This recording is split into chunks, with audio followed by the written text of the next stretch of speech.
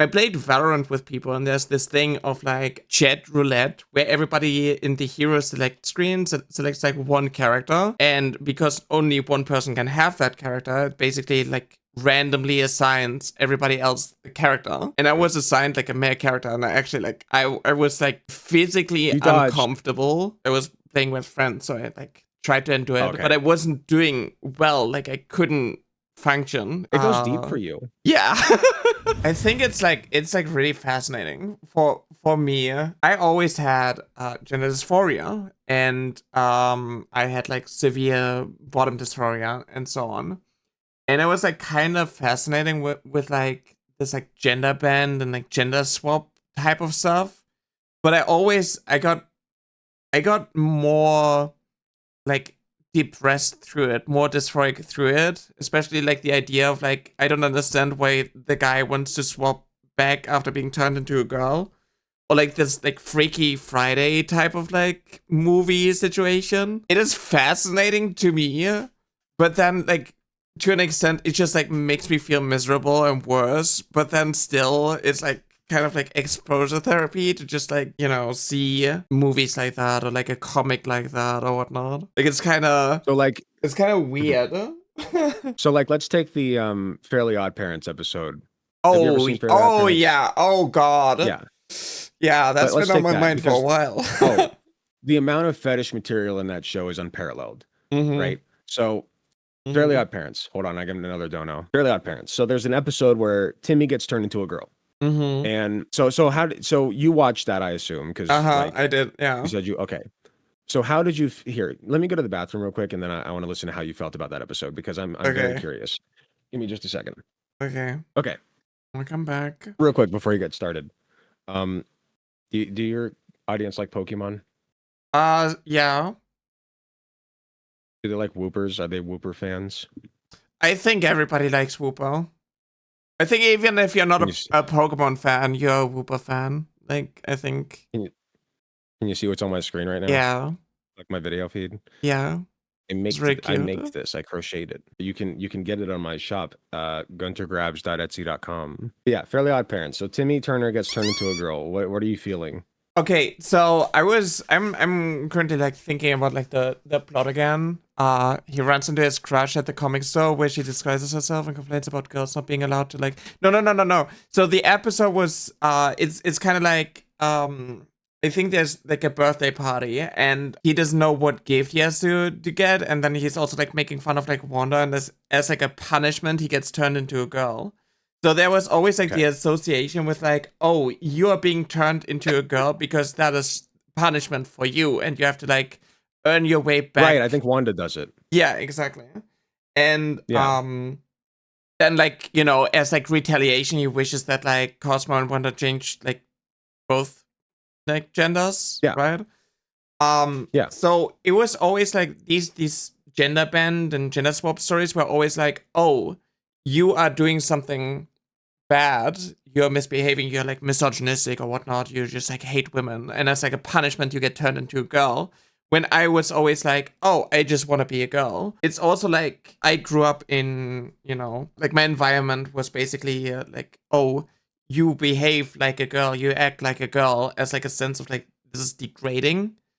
So it's like it was always like really confusing for me why it's a punishment to be a girl and why the goal is to want to switch back. So it was like, I was really confused by it. I never like understood that part. Like I obviously had like the wish that, you know, it would just like happen to me, that I would just like wake up as a girl, that I would just be transformed and everybody would remember me as a girl, and, you know, it wouldn't be like something weird. It's just like, I'm waking up in my body kind of situation. I'm waking up to ash and dust.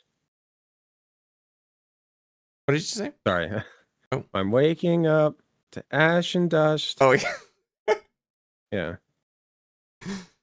And Jimmy Neutron do the same. Jimmy Neutron did the same. Yeah, I think there was like an episode of that. Yes. That was very popular. Yeah. Johnny Bravo. What if we frame it this way? Also like the Naruto, like the sexy jutsu kind of thing where it like switches.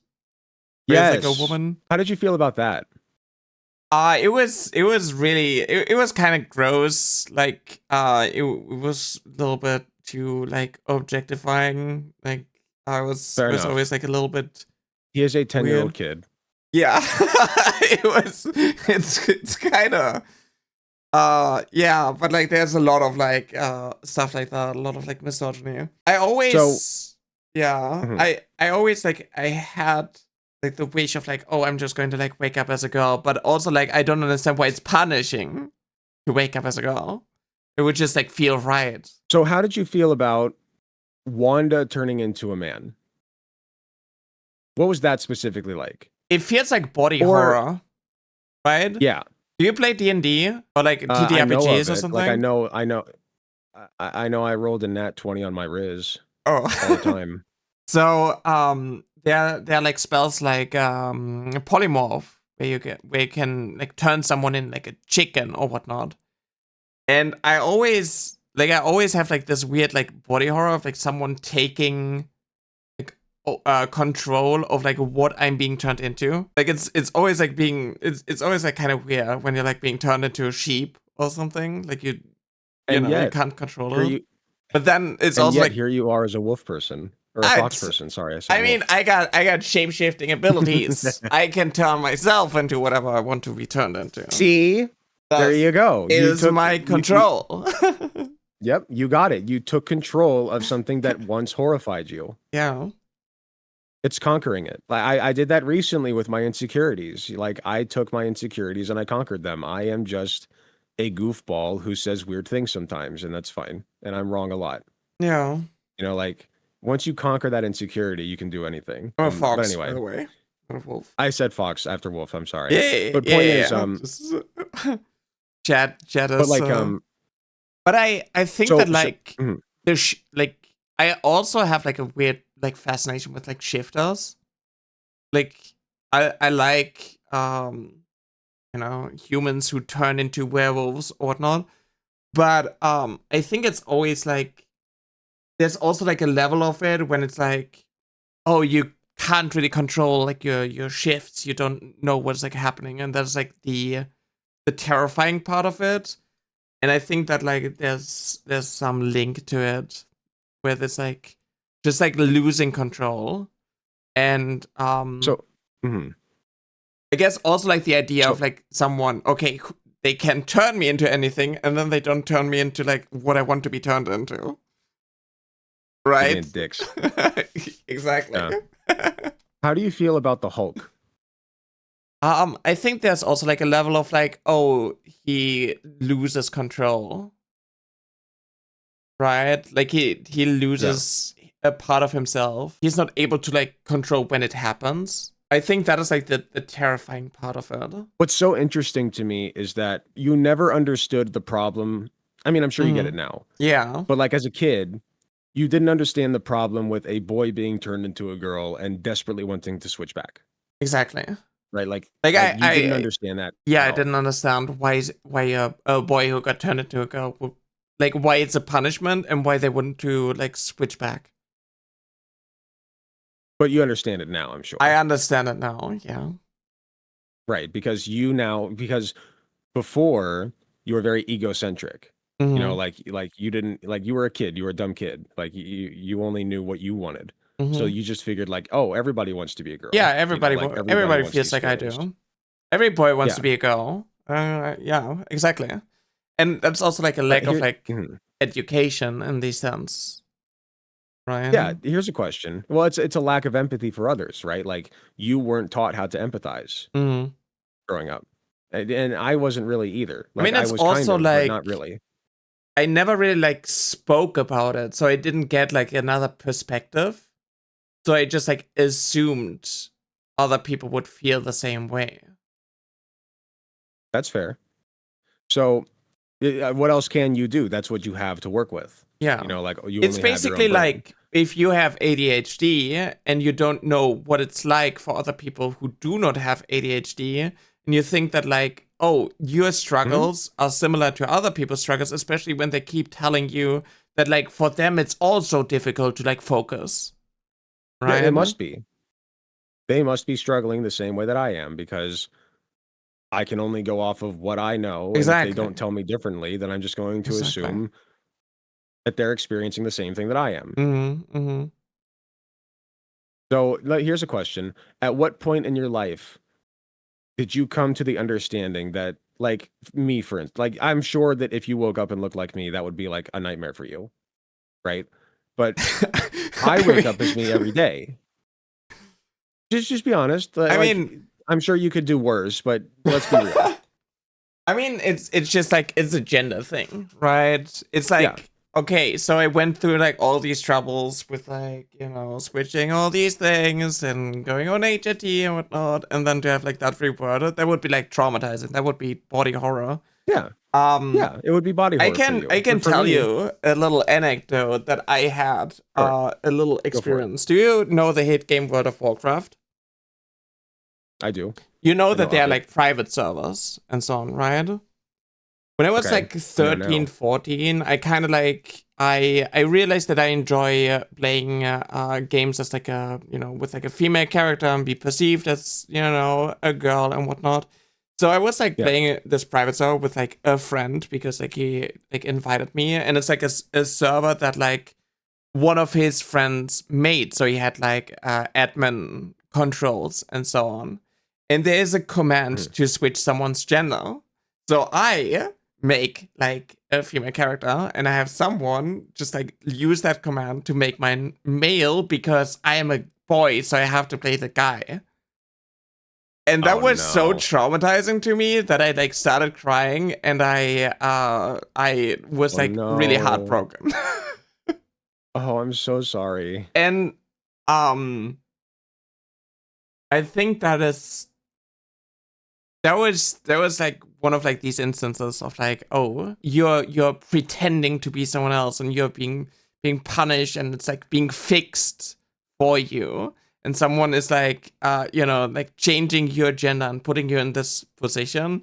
And then at this point I kind of like realized that like, oh, maybe like, you know, not every guy wants to be a girl, and for them it would be like the same situation of me, you know, being a girl and then being transformed into a boy would like feel similar to someone who is a boy being transformed into a girl. I think that is like, when I was like, I guess like 14, 15, I like started to realize, like I tried talking about these things, but it was like always like really difficult because like it didn't resonate at all with like anyone I spoke to. Are you saying that experience is what kind of woke you up to the idea that that boys would have the same kind of reaction if they're turned into a girl and they have like confidence in being a boy? It probably like still took a while. Like I probably like didn't necessarily like, I definitely like had to process it. But like I think that is like one of the moments where where it was like genuine like dramatic actually. I mean, fair enough. You know, like we all have our story, and I can't get in your head. Yeah. You know, like if somebody turned me into a girl character, I'd just be like, funny, I'm a girl now, guys. Like, yeah. I like being a masculine dude. If I imagine myself waking up as a woman, I don't know that I care that much. I just would kind of own it, I guess. But that's just me. Like, I think I like being that who is I what am I right got now, a lot as well. Like people not thinking about gender as much as I do in this sense. Like obviously there are those type of guys who are like, oh yeah, would be curious for like a day or something to like wake up as a woman and like experience life as a woman for like a day or something. But like I also got a lot of people not thinking about like their gender in the sense of like this is like a core identity, and like this is something that like actively causes me like distress if I would like imagine myself in the other, I guess the other gender. It's so interesting. People are so interesting. I love that I went into psychiatry because these conversations are like what give me life these days. Like, okay, so you're about 14 or 15.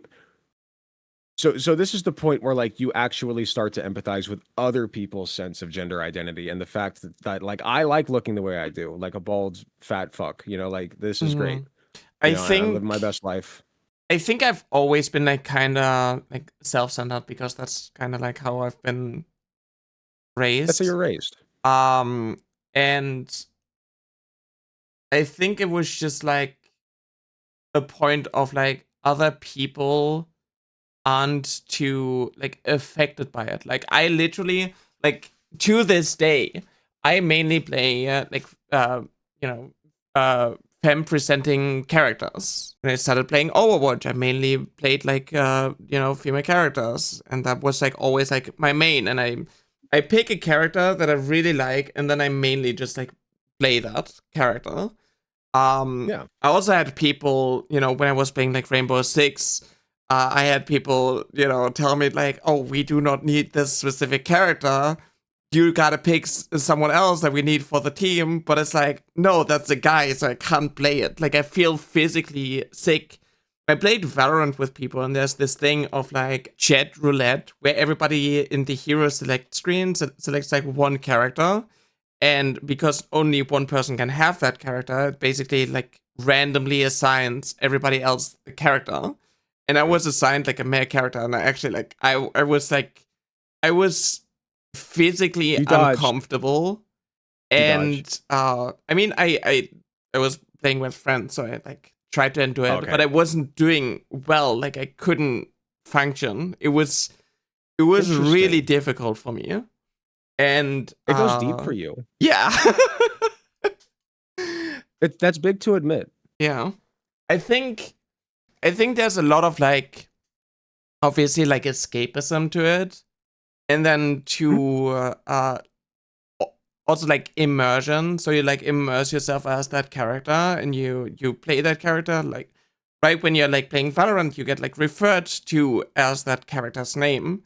And you hear the voice, you see the hands, and so on. There's a lot of it. Like obviously, like in Valorant, I play a trans character who's non-binary, so it's like a also cool like representation and so on. And Here's also a question. like, but like, yeah, it's wild how like I think a lot about like genders, like in the sense like how like I avoid certain games because they only have like a male protagonist or something. Like I couldn't play the Witcher series even though I really wanted to. Oh man. So here's a question for you though. How would you feel about playing a femboy? I mean, okay. I guess there are a lot of like twink like type characters. Literally looks like a woman, acts like a woman, talks like a woman, but identifies as male.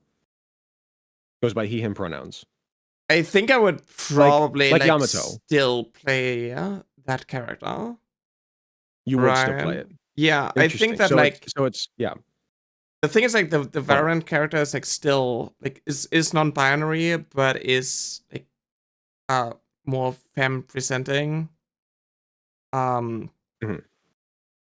I think I would like still play like a non-binary character who is not necessarily like mass presenting, but instead like AMAP, but femboy trans type character. I think I don't know. I think maybe I would have to like see. That would be an interesting experiment, in my opinion. I think that no TF2. Yeah, that's why I didn't play TF2 actually. Huh? Really? Yeah, or like Counter-Strike. I really struggled with Counter-Strike. Oh, because they're all male, right? Yeah. Interesting. Well, except for presumably, some people speculate that Pyro is a woman. Oh. That would be an interesting thing for you to try, in my opinion. Like even if you just do it in the character creator, where it's like let's take Cyberpunk for instance. You know, like I think you can choose your pronouns on that. So like you just create a completely feminine character. Maybe even has a vagina. You know, like in Cyberpunk you can do that. Yeah. But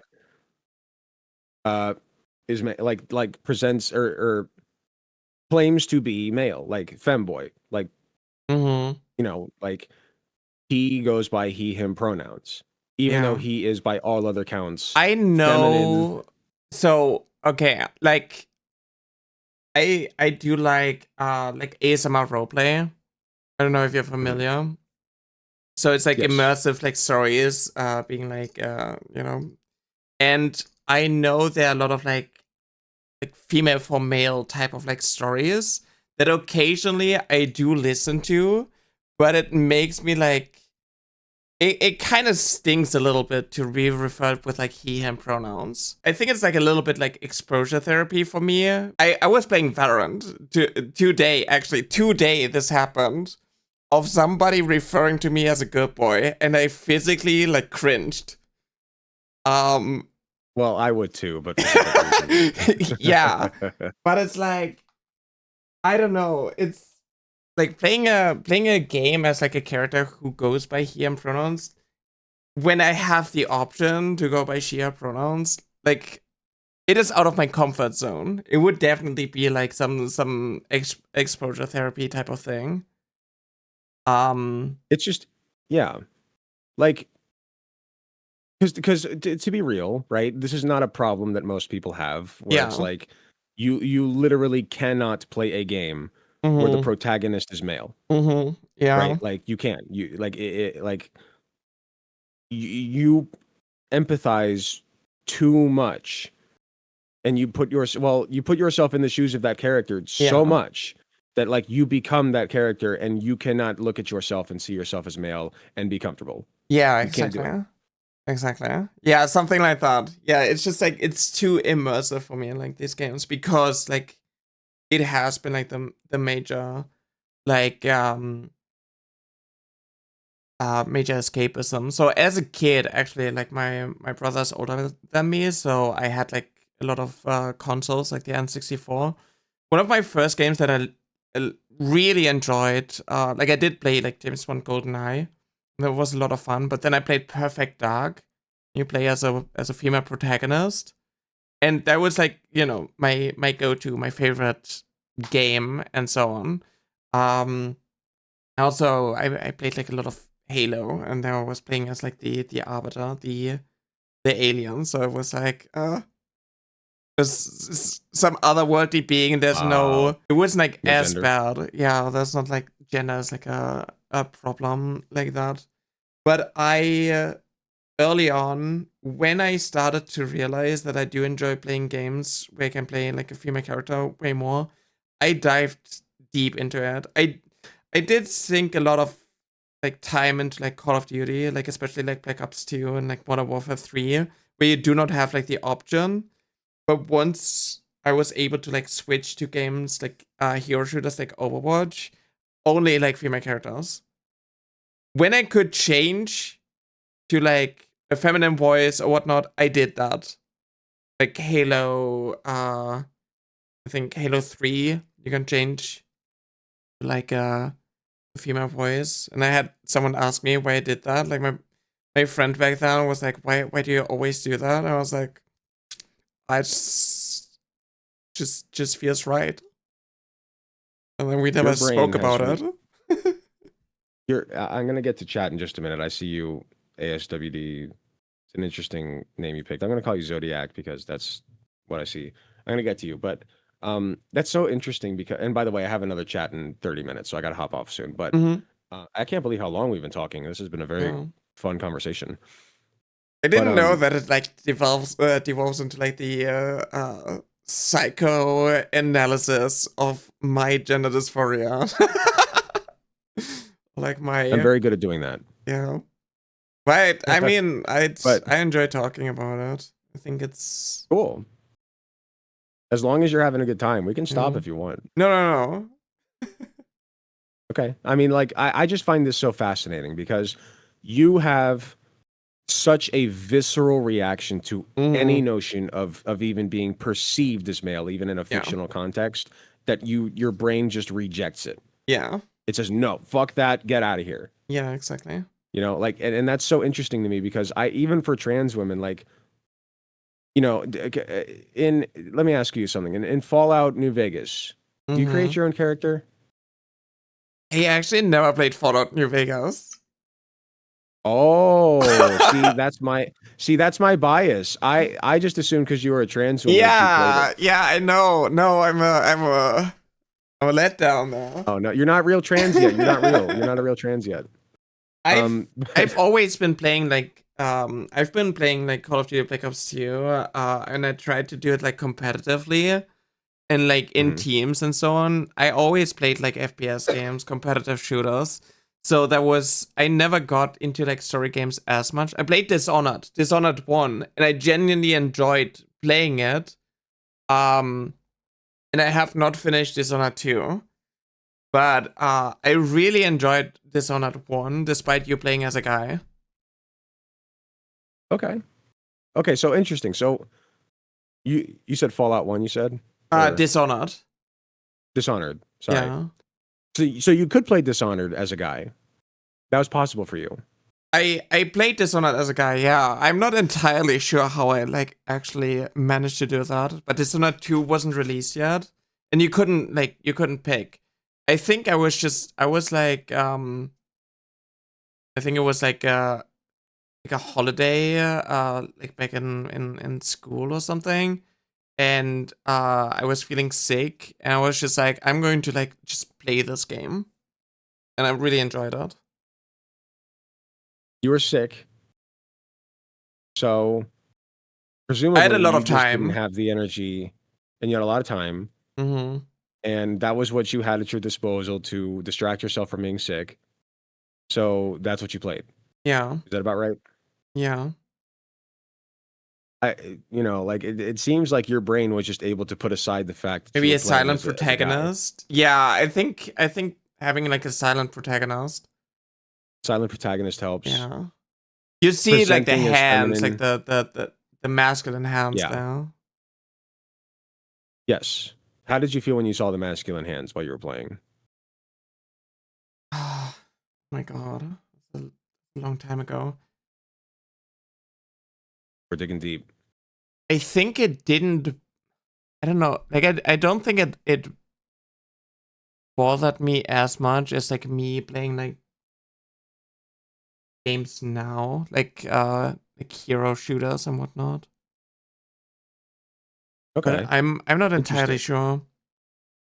I Interesting. think they're also, are they even like that noticeable? They're not as bad. Yeah, they're not bad. I They're not think as it's because it bad. was lower poly. Like these days, you can see every little Yeah, vein, like this is also every like hair. yeah, Like, exactly. Huh? okay, let me get to this chat message. If a game is that immersive, wouldn't that be a good thing? If I was playing as a Nazi and I actually empathized with my character and understood why they were a Nazi, it would be really insightful, no? Well, yeah, like that's the point of a good game, right? Is like you get immersed in the character. But what Yara is saying is that the the idea of being a guy or being perceived as male is so traumatizing, it's so visceral to her that she just rejects it entirely. Like that kind of activation in her brain is too much. Is that fair Mm-hmm. to say? Yeah, yeah. Yeah, which is fair. Um, I mean, I can I ask, like, is that something that you would like to tackle? Like, not today Uh, necessarily, but just at some point, just like try to bridge that gap and get over that hurdle or whatever. it would probably help to have like some form of like, distance and like disconnect to it. I think it's also like a thing where I personally still need to like work on like my own like mental health, like my insecurities and like so on. That is like making me not view myself valid enough. Right? I think if I was more content with like where I am at when it comes to transitioning and so on, I would be more fine with like tackling these things, right? I think it's like solving this one issue. Like the Ah, reason why I immerse myself in like these things is because when I'm like in the real world, I do not perceive myself as valid enough. gotcha. So what would help you perceive yourself as valid enough? That's a Like good if you could question. wake up tomorrow, not necessarily looking You like you look the dumb same, but bitch. you're given like any tools that you want within reality to change yourself exactly the way that you want. Like whatever prescriptions you need, whatever like operations or like it's still based in reality, but if Yeah. you could get it all, like what would you do? I think like a big insecurity that I still have is like when it comes to like facial feminization surgery, right? Like that would be like something. But I do not think it's a good idea to believe because like my entire life I was like, oh, I need to get this milestone and then I'm feeling valid enough, and then I need to get to this milestone and then and then I'm going to feel valid enough, right? Like I was like, oh, I can't wear feminine clothing and so on because I don't look like a woman enough. Oh, I need to start HRT in order to like get there. Well, okay, now I have HRT, but I don't but I still have like a lot of like flaws and insecurities, so I'm not valid enough. So I need to work on that. I need to get like bottom surgery, and then I'm going to feel valid enough. And then it's like, yeah, it helped me with a lot of like core issues that I was dealing with, but I'm still like in the headspace of like, oh, it's not enough for me to like not have like imposter syndrome. The same when it comes to like voice training. Oh, I need to like sound a certain way, and then I'm going to like and then I'm going to like be finally valid enough, right? When I'm playing games and they're like random people and it's like an all girls lobby, I'm scared to speak because I am scared of like the of people being like, oh, you don't sound like a woman. I'm kind of like scared of these encounters, so I gotta like do voice training, and then maybe I will be able to like not deal with these things. So it's always like you have to reach a milestone and then it's going to be fine, but that's not entirely how it works. Like a lot of it comes from like the like internalizing a lot of transphobia, also dealing with a lot of the constant invalidation and like having to like prove yourself and like and then right, like I get a lot of people who are like, oh, I didn't know that you were trans. I just thought that you were a cis woman. And then it's like, I have like difficulties to just like accept this because I get so much negativity. I get misgendered so often and so on. It's like, it's tricky. So, yes. So there's a couple things going on. You have been misgendered basically your entire life, right? Like, it's so ingrained in you that it's become a part of you almost. Yeah. That's comfortable for you. You are like, and I know that sounds weird, but bear with me on this. You, no matter how much and this is just my perspective, and you can tell me if I'm right or wrong, but it feels like if you were to wake up as you were 10 years ago, I assume you would not like that, correct? You would feel worse about yourself. Yeah. But then also I know what I know now, so I could be able to resolve things quicker. Right? Like if I would wake up and I'm like 18, 19, and I could just be like, oh, these are the steps that I need to take in order to get HRT. These are the steps that I need to do. Like, it would be like kind of beneficial because then, you know. Sure. But in the sense of like, okay, if we just compare bodies, yeah, it would feel worse. There you go. That's what I'm getting at. So like, let's say that you woke up, you're the same age, and you never had anything done at all, and you just aged naturally. Yeah. You would feel worse about yourself, correct? I would feel worse, yeah. Okay, so you recognize that, and yet you still have this feeling of hopelessness when it comes to the changes that you are making to your body, correct? Yeah. Okay. Why is that? Because that doesn't track, right? Like, that's not logical. I was actually like, I was watching a few like episodes from like Dr. K, do you know Healthy Gamer? Yes, I see. That's what I'm getting at. Yeah, he was talking about like there's a form of like it's like narcissism, but instead of being like, oh, I'm the best, it's more like I'm the worst, right? Like I have less worth than others and so on. I think there's a lot of like issues like that, a lot of like self-worth, self-esteem issues that I have that might come from you know, being invalidated, being neglected, and being misgendered my entire life and dealing with like the constant abuse and harassment that I have to like face online. The fact And that like, yeah, going to therapists, I had people, try to do like conversion therapy on me and so on. yeah. Right? And there's another phenomenon that Dr. K talks about. The what does he call it? The pain that's familiar, right? Or the evil, what is it called? The evil that's familiar, I think. Right? Mm-hmm. Like the evil that is familiar, or the situation that is familiar to you, you will gravitate toward that even if you see a situation that is better. Like Mm-hmm. just objectively better. Yeah. Because the thing that you're familiar with, that's what you were raised in, that's what you know. You know that you can make it through that. Yeah. You can. So like you can make it through getting Familiar misgendered, devil. right? Yes, the familiar devil. Yeah. The devil you know, Devil, right? Yeah. Versus the devil you don't know. The devil you know is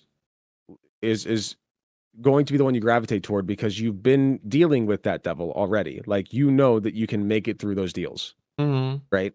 You don't know if you can make it through the deals of the devil that you don't know.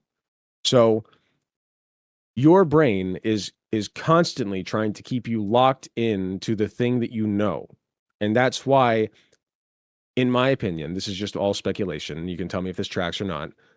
It seems to me as though every time that you take a step forward in your transition and you become a little bit more like the person that you want to present as, your brain is fighting against that and saying, no, it didn't work. It didn't work. It didn't work. Yeah. It didn't work. Yeah. Just like this, it's not good enough. It's not good enough. It's never And good enough. It then will never be good enough. also the fact that I quote unquote have to put effort into it is already like a dysphoric thing because like, oh, women don't need to do that.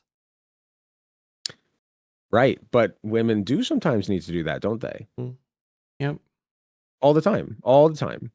Yeah. Breast augmentation, makeup, facial surgeries, vocal surgery. Like women do that all the time, regardless of if they're cis or trans. Mm-hmm. Yeah. We just don't talk about it. Yeah, because that is like seen as like someone affirming their genders in a way that is like natural and it's like supposed to be that way instead of like, oh, it's just like a fetish. And I think that a lot of trans people actually like have this voice inside of their head always going like, oh, what if I'm just like faking it? What if this is actually just like a fetish? Which is like obviously not the case. It's just like brainworms and how it's like it's brainworms. Yeah. Yeah, you're cognitively very aware of everything that's going on in your own brain. Mm-hmm. Like it's impressive. Not very many people have this level of self-awareness. I've been thinking a lot. I do think. I've also been thinking a lot. You do a big think. Yeah. But it's just a lot of it is like negative, and I have like a lot of like this weird like doomerism and like nihilism. Obviously I talk a lot about like issues like that, so I'm a little bit more aware of it. And actually like this has been like kind of helpful because I'm like thinking about certain things a little bit better. Like I understand myself a little bit better, especially like the part of like, oh yeah, like I immerse myself in these ways. Like it's just like so normal for me that it's like really interesting to hear like the perspective of like, oh, I don't understand that. Like I don't feel the same way. Yeah? I'm not like this attached or like this repulsed by like the thing like the wrong gender or something. Yeah, and wouldn't you like to reach that point? I mean, it would be pretty useful to not, to be in a situation where you go outside in the world and you're not constantly wondering if people are like looking at you weird because it's just a guy in a dress or something.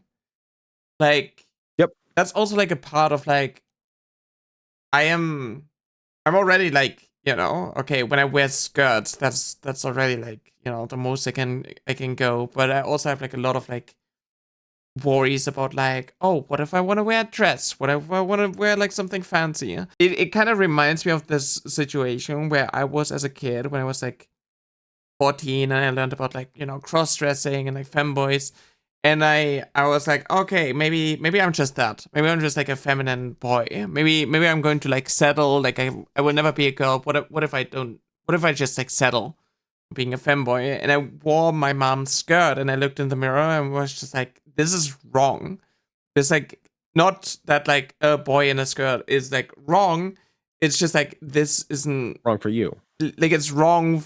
Like it doesn't match my body. It doesn't match who I am. Or your brain. Or your brain. Or my brain, exactly. Like I just want to be a girl. I don't want to be a feminine boy. I just want to be a normal, ordinary girl.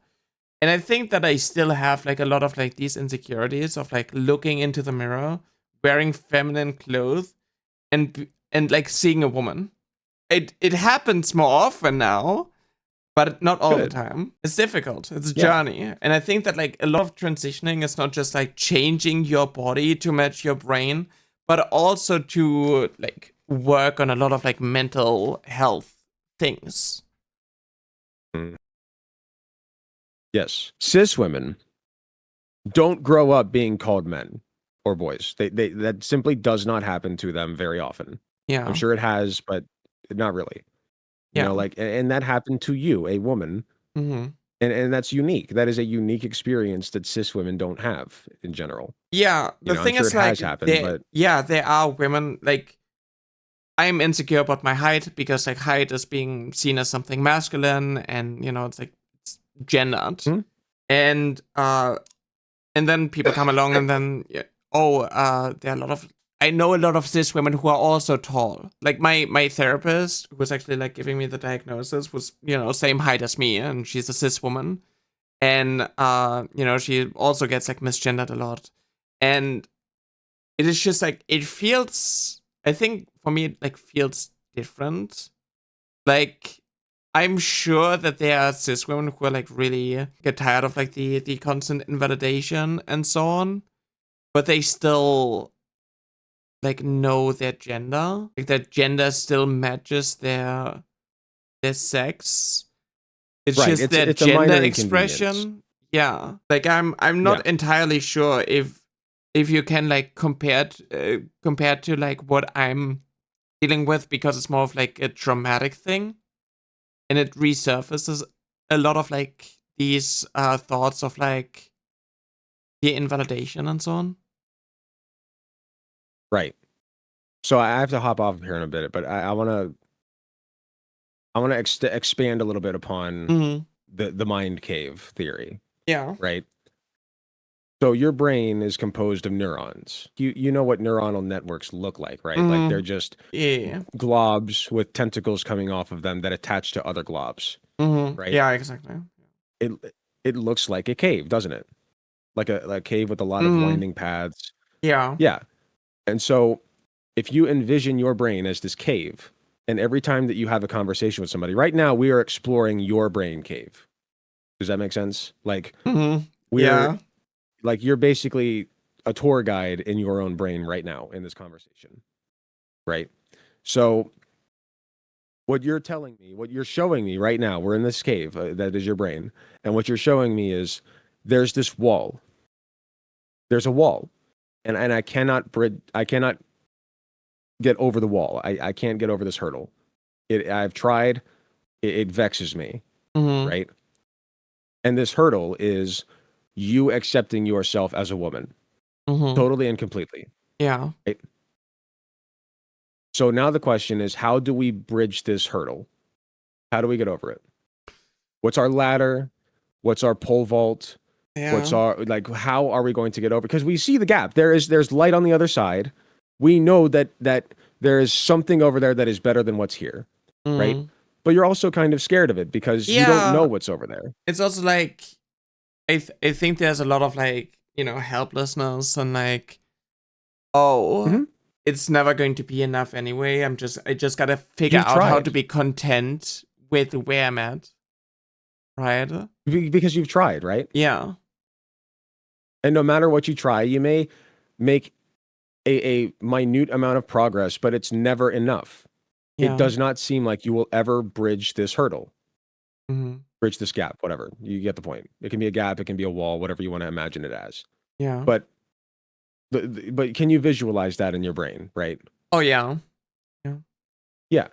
So then the way that so then the next step of this is to kind of visualize the tools that will help us get over this wall so that you can live in the light, if you will. Mm-hmm. You know what I mean? Yeah. And step one of that is, understanding that it's not like you have to convince your subconscious that it is better over there than it is over here. Mm-hmm. And that's hard Yeah. to do because what's over here. What's over here sucks, but what's over here. Yeah, exactly. Yeah. Step one is convincing yourself that it is worth it to get over there. Does that make sense? Yeah. Yeah. Sorry, I feel like I'm preaching at you. This stuff is so interesting to me, and I feel like Is this guy a psychologist or brain- something? You're getting you're doing, what did you say? You're expanding on you're going into psychology? Yeah, my psychiatric nurse practitioner license. I hope to get it by next year. Yeah. It's basically a psychiatrist. Because holy moly, he technically gets am it. underneath. Yeah. Alec gets it. Thank you. I'm so glad because I'm a little bit nervous when I talk to trans people about this stuff because I'm cis. But yeah. I do feel like this all adds up. Yeah, I think it definitely resonates with a lot of people. And I'm glad. another comment, I'm sure some cis women also get misgendered and maybe get even dysphoria because of it, but I can hardly believe that cis women have imposter syndrome. Yeah, it's just Yeah, exactly. Yeah, exactly. Pre-session. Exactly. I don't think we're practicing like therapy. We're just having a conversation that happens to dive just into a conversation. Psychological topics. And I think I talk about this stuff a lot and I talk about my insecurities a lot, but I rarely have people to bounce off of it like that. So for me I think it's pretty good. And I think that's evidence why therapy is actually really beneficial in general. And people should, do that. And I should get back into it. Yeah. But find a good therapist. Yeah. There are a lot of therapists out there who don't. Oh yeah. I realized. Especially when it comes to trans topics, it's gender stuff in that sense. It's really difficult to find someone who even views gender identity and your identity as a whole as separate things, right? Someone who understands what gender identity is, and it's not just oh, this is a part of who you are. You just gotta accept it. Right? There are therapists who will label themselves LGBT specialized, and you should find one of those. Mm-hmm. Yeah. Now, I'm going to put one more brainworm in your ear. Mm-hmm. Okay. Before I go, this wall that we're trying to get over is artificial. This is not a naturally occurring wall inside of your brain. This is a wall that was constructed both by you and by the people around you, telling you that no, you're not a woman. You'll never be a woman. Yeah. That's not a real thing that can happen. Yeah. It is an artificial construct. So maybe instead of getting over the wall, what we actually have to do is break it. Yeah. It's kind of you're the prisoner and the jailer situation, I think. Mm-hmm. You built the prison, but you're also you also got the key, and you just gotta leave it. But the leaving part is so difficult because you're just well, this is unknown. I don't even know if it's going to be better. Even if you in theory know that you are not happy where you're at right now, and there's the potential of things, just magically improving a lot. But yeah, it's tricky actually.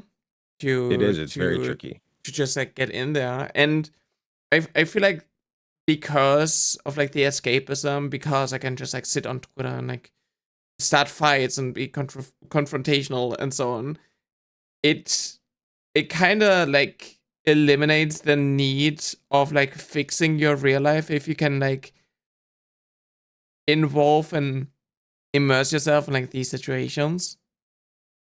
Mm-hmm.